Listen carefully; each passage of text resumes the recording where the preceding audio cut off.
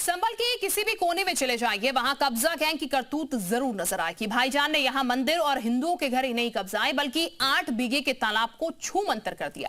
प्रशासन ने जब तालाब की तलाश शुरू की तो तालाब तो नहीं मिला, लेकिन मियां भाई के 80 अवैध घर जरूर मिले। अब दावा यह है कि इन्हीं 80 मकानों के नीचे सरकारी तालाब मौजूद है, जिसे खोदने के लिए बुलडोजर को स्टार्ट करना बेहद जरूरी हो गया है।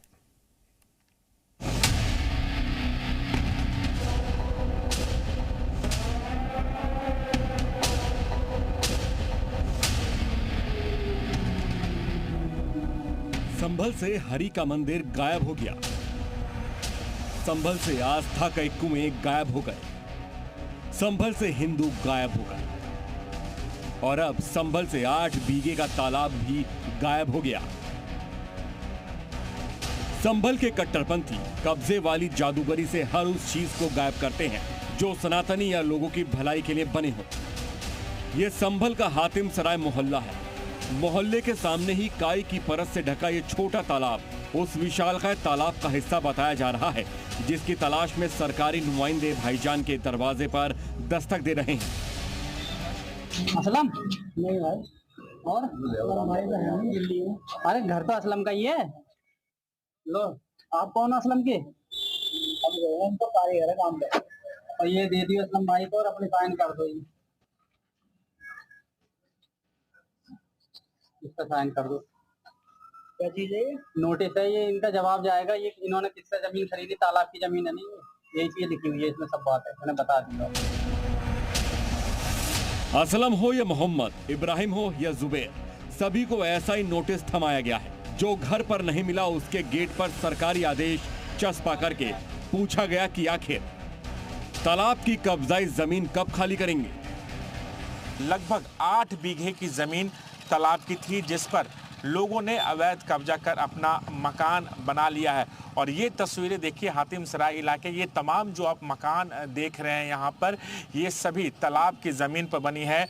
और तालाब की जो 8 बीघे की सरकारी ज़मीन है उस पर अवैध कब्जा किया गया और अवैध कब्जा कर इसे उन लोगों को बेच दिया गया जो यहाँ पर मकान बना कर रह रहे हैं। हातिम सराय में तालाब की तलाश शुरू हुई तो कब्जा गैंग के मोहल्ले में सन्नाटा पसर गया। तालाब का वजूद लौटने के लिए मियां भाई के 40 मकानों पर बुलडोजर वाली तलवार लटक रही है। इस मोहल्ले में ऐसे लोगों की भरमार है जो नोटिस का नाम सुनते ही भागने लगे।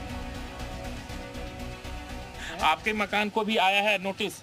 भाई सभी को आए हैं हम। सभी को आया है। तो अब आके आप लोग क्या करेंगे? करेंगे, देखेंगे, अदालत जाएंगे, कोर्ट जाएंगे। देखिए, हालांकि जिस तरीके से ये खतरा मंडरा रहा है लोगों के मकानों पर, लोगों के अंदर डर है, खौफ है, कहीं उनका आशियाना टूट ना जाए, इसीलिए लोग इस मसले पर फिलहाल बात नहीं करना चाहते हैं। प्रशासन का दावा है कि जहां ये मोहल्ला बना है वहां 8 बीघे का तालाब था, जिसे भूमाफियाओं ने अवैध कब्जा कर पहले प्लॉटिंग की और फिर उसे बेच दिया, जिस पर आज की तारीख में 80 मकान बना दिए गए हैं।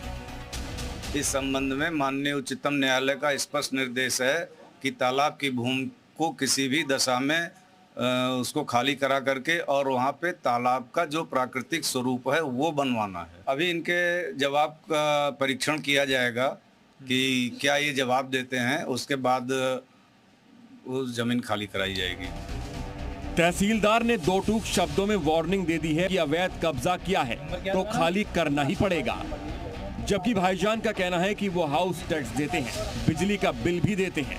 ऐसे में सरकारी आदेश के खिलाफ वो कोर्ट जाएंगे। सत्य प्रकाश ने प्लाटिंग की थी इसकी।